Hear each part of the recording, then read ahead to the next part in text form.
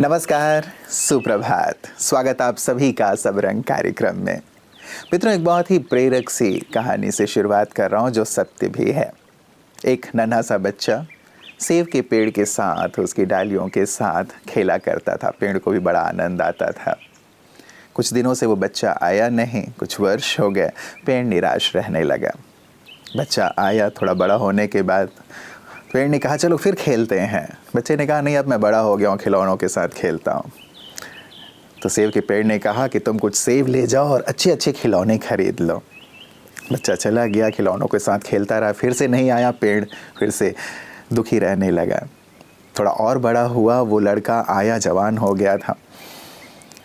पेड़ देख के बहुत खुश हुआ। उसने कहा कि चलो फिर खेलते हैं। उसने कहा इतना बड़ा हो गया हूँ, मुझे पैसों की ज़रूरत है, मुझे अपने बच्चों के लिए कुछ करना है। सेब के पेड़ ने कहा कि चलो तुम मेरी जो डालियाँ हैं वो काट के ले जाओ। डालियाँ काट करके ले गया।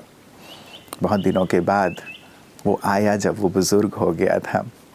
अब फिर से पेड़ ने कहा, देख करके खुश हुआ, अब तुम्हारी क्या आवश्यकता है? तो उसने कहा अब कुछ नहीं चाहिए, मुझे बस मन की शांति चाहिए। पेड़ ने उसे अपनी जड़ में पनाह दी। मित्रों, सुनाने का भाव ये है इस बात को कि कई बार हम केवल जब ज़रूरत और आवश्यकता होती है तभी अपने नाते रिश्तेदारों को या लोगों को याद करते हैं, उसके अलावा नहीं करते। एक स्वार्थपरक रिश्ता रखना और एक निस्वार्थ रिश्ता रखना, दोनों में बहुत अंतर है मित्रों। इसीलिए कोई हमें कुछ दे या ना दे, लेकिन हम हमेशा देने का भाव रखें। कई बार हम सोचते हैं कि सामने वाला यदि मुझे कुछ देगा तभी मैं रिश्तों को अच्छे से निभाऊंगा या उसी पैमाने पे मैं उन्हें स्नेह और सम्मान दूंगा। लेकिन यहाँ रिश्तों में वो मिठास, वो प्यार, वो अपनत्व नहीं रहता। इसीलिए रिश्तों में अपने जो आसपास के लोग हैं उनके साथ जो खुशियाँ हैं, प्यार है, उसको बांटने के लिए हम निस्वार्थ भाव को अपनाएं। इससे देखिएगा जीवन में बहुत ज़्यादा आनंद समाता चलेगा। ऐसी सुंदर बात के साथ लिए चलता हूँ आज के सुंदर सुवाक्य की ओर। संभव की सीमा जानने का एक ही तरीका है, असंभव से भी आगे निकल जाना। स्वामी विवेकानंद। अक्सर कहा जाता है कि अपनी सीमाएं तोड़ दो। आप अपनी क्षमता को तब तक नहीं जान सकते जब तक आप खुद को और अधिक जोर से नहीं लगाते। दोस्तों, यह सब हमारी सोच पर आधारित है। एक बार जब मैं समझ जाऊं कि प्रभु ने मुझे महान उपलब्धियों के लिए बनाया है, तो मेरा स्वाभिमान बढ़ेगा। लेकिन कभी नहीं रुकने के लिए हमें आत्म प्रेरित होने की आवश्यकता है। अन्यथा हम चुनौतियों को कठिन समस्याओं के रूप में देख सकते हैं और निराश हो सकते हैं। असीम शक्ति वाले परमात्मा को याद करना ही मेरे सीमित व्यक्तित्व से बाहर आने का उपाय है। मित्रों, जिस प्रकार रिश्ते हमारे जीवन में अहम भूमिका निभाते हैं, उसी प्रकार हमारा स्वास्थ्य भी हमारे लिए बहुत बहुत अहम है। क्योंकि यदि स्वास्थ्य ठीक है तभी हम अपने सभी कार्यों को बहुत ही सुचारू रूप से कर पाते हैं। इसका तो अनुभव हम सभी को है कि यदि स्वास्थ्य थोड़ा भी ऊपर नीचे होता है तो फिर हम बिस्तर पे आ जाते हैं या कुछ भी करने की हमें इच्छा नहीं होती। इसीलिए अपने जीवन के ध्येय को पाने के लिए और सतत अपने कार्य को करते रहने के लिए नितांत आवश्यक है कि हम संपूर्ण रूप से स्वस्थ रहें, तन से भी और मन से भी। और यही कारण है कि सबरंग कार्यक्रम में प्रतिदिन हम आपके लिए, आपकी सेहत आपके हाथ में, नई नई जानकारी लेकर के आते हैं ताकि आप संपूर्ण स्वास्थ्य का आनंद ले सकें। आइए देखें कि आज इस पिटारे में आपके लिए क्या खास है। ओम शांति। जो लोग ऑफिस गोयर्स हैं, यानी कि ऑफिस में डेस्क जॉब करते हैं, यानी कि सेडेंटरी लाइफस्टाइल लीड करते हैं, पूरे टाइम बैठे रहने का काम है, तो वो सभी एक ही कंप्लेन करते हैं कि उन्हें बैक प्रॉब्लम हो रही है और नेक प्रॉब्लम हो रहा है।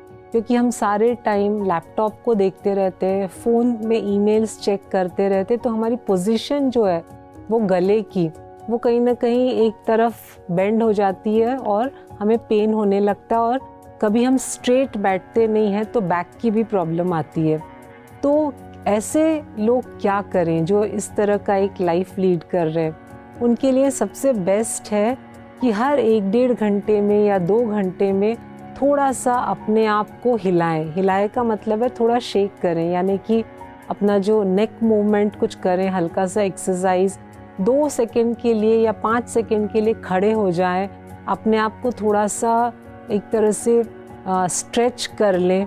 तो ये छोटी छोटी अगर हम एक्टिविटीज़ 5-5, 10-10 सेकंड के लिए, थोड़ा और टाइम मिलता है तो 1 मिनट के लिए जब हम करते हैं, बार बार उठ के या बैठे ही उस जगह पे थोड़ी सी स्ट्रेचिंग, तो उससे ये पेन जो होता है बैक का, नेक का, ये ठीक होने लगता है।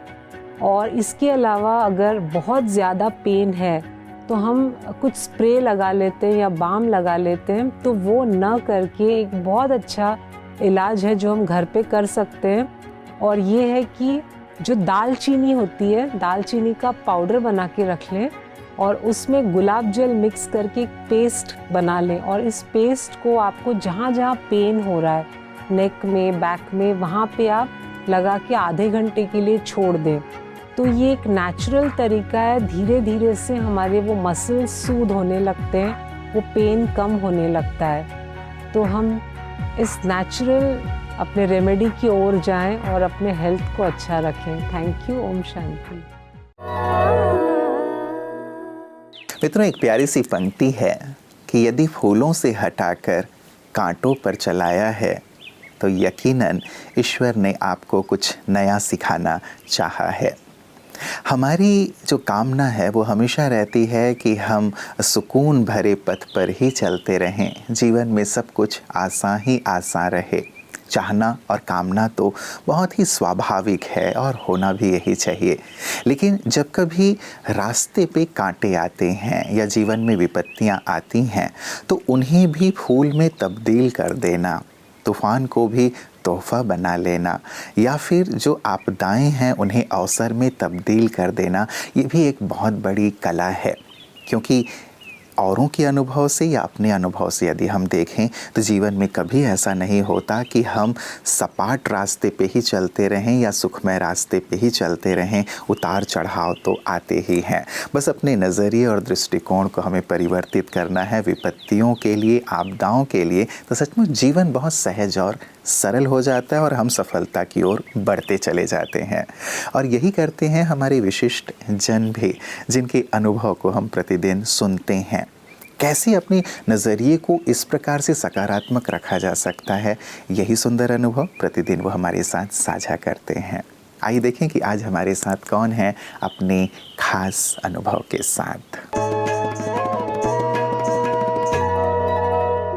मुझे लगता है कि इनकी वही अहमियत है जो उजाला दिखाने का काम, अंधेरे से रोशनी की ओर ले जाने का काम कर रही हैं। इनकी अहमियत बहुत ज़्यादा है। जो मैंने कहा कि समाज में शिक्षा तो है लेकिन दीक्षा गायब हो गई है, तो उस दीक्षा को लाने का काम ब्रह्म कुमारी जैसे संस्थान कर रहे हैं। इनकी बहुत ज़्यादा अहमियत है। आप देखिए, पहले बच्चे गुरुकुल में रहते थे तो पुस्तकीय ज्ञान के लिए तो वो दिन भर में से 2 या 3 घंटे देते थे। बचे हुए 7, 8, 10 घंटे उनके गुरुजी उनसे उस तरह का अभ्यास कराते थे जिससे नैतिकता की शिक्षा अपने आप उसमें समाहित थी। वो प्रकृति के साथ रहकर, अपने गुरु के साथ रहकर इस नैतिक शिक्षा को ग्रहण करते थे। अब स्कूलों में पुस्तकीय ज्ञान तो ढेर सारा मिल रहा है, लेकिन जो ज्ञान यहाँ ब्रह्म कुमारीज़ के माध्यम से युवाओं को, बच्चों को मिलना चाहिए, वो ज्ञान वहाँ स्कूलों में नहीं मिल रहा है। और उस बड़ी कमी को पूरा करने का काम इस तरह के संस्थान कर रहे हैं। मित्रों, कहते हैं कि दुनिया में सबसे कठिन काम है इंसानों को पहचानना, लोगों को पहचानना कि उनके अंदर क्या चल रहा है। लेकिन आध्यात्म ये कहता है कि दूसरों को पहचानने की, जानने की आवश्यकता नहीं है, तुम खुद को पहले जानो। जितना खुद को जानते जाएंगे उतना लोगों को समझना, उनके साथ व्यवहार करना सहज हो जाएगा। और सच बात भी यही है कि जब हम खुद को देखते हैं, अपनी विशेषताओं को देखते हैं, अपने अंदर की शक्तियों को जागृत करते हैं, अपने निर्णय करने की, परखने की शक्ति, अन्य गुणों, कलाओं का विकास करते हैं, तो हमारी जो लोगों के साथ व्यवहार करने की, लोगों को देखने की या फिर उनके द्वारा दिए गए व्यवहार का जो प्रत्युत्तर है वो देने की जो बात है वो बिल्कुल ही बदल सी जाती है।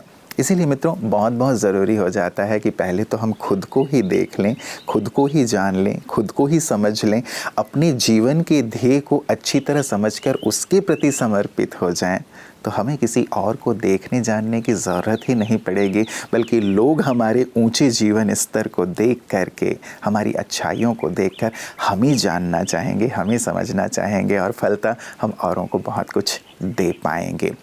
कैसे हम खुद को जानें समझें, यही कला ब्रह्मा कुमारियाँ जन जन को सिखा रही हैं। ओम शांति। चलिए आज हम सब जानते हैं लेपाक्षी के बारे में। लेपाक्षी आंध्र प्रदेश के अनंतपुर जिले का एक छोटा सा गांव है, लेकिन ये गांव चारित्रिक रूप से, कलात्मक रूप से और धार्मिक रूप से काफी प्रसिद्ध है। यहाँ का सबसे प्रसिद्ध मंदिर है वीरभद्र स्वामी मंदिर, जो वीरन्ना विरूपन्ना नाम के 2 भाइयों ने बनवाए हैं। इसकी सृजनात्मक शिल्प कला भी काफी मशहूर है।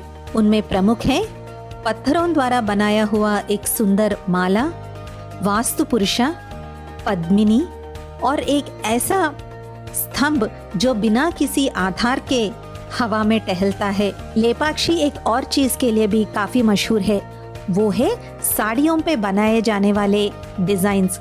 लेपाक्षी डिजाइन्स कई शताब्दियों से काफी मनमोहक रीति से साड़ियों पर बनाए जाते हैं। इस मंदिर का एक और सुंदर आकर्षण है 3 सिर वाला एक नंदीगण। ये नंदीगण वीरभद्र स्वामी मंदिर के एकदम मुख्य द्वार पे खड़ा हुआ होता है। लेपाक्षी जाने के लिए अनंतपुर, हिंदूपुर और बैंगलोर सबसे नजदीक है। ये है कुछ बातें भारत का एक और अद्भुत धार्मिक और कला क्षेत्र लेपाक्षी के बारे में। ओम शांति। मित्रों, जाते जाते एक और सुंदर विचारणीय सी बात कि जब अपने हक का जो ना हो उसे लेने का मन करने लगे और उसके लिए हम प्रयास करने लगें, तो वहाँ महाभारत की शुरुआत हो जाती है। और जब हम अपने हक का छोड़ने का सोचते हैं या करते हैं, तो वहाँ रामायण की शुरुआत होती है। अब ये हमारे ऊपर है, हमें देखना है कि हम अपनों के बीच में महाभारत की शुरुआत करना चाहते हैं या फिर रामायण की। कहा यह जाता है मित्रों कि जो छोड़ता है, जो देता है, वो कभी भी खाली नहीं रहता, वो हमेशा बड़ा ही होता है। इसीलिए कुछ स्थानों पर हमें इस पर बहुत गहराई से सोचना चाहिए कि हम युद्ध को जन्म ना दें, लेकिन प्यार को, सम्मान को, अपनेपन को जन्म दें, क्योंकि यही चीज़ें तो हमारे संबंधों को मधुर बनाती है, जीवन को मधुर बनाती है। विचार कीजिएगा, कल पुनः इसी वक्त आप सभी से मुलाकात होगी। नमस्कार।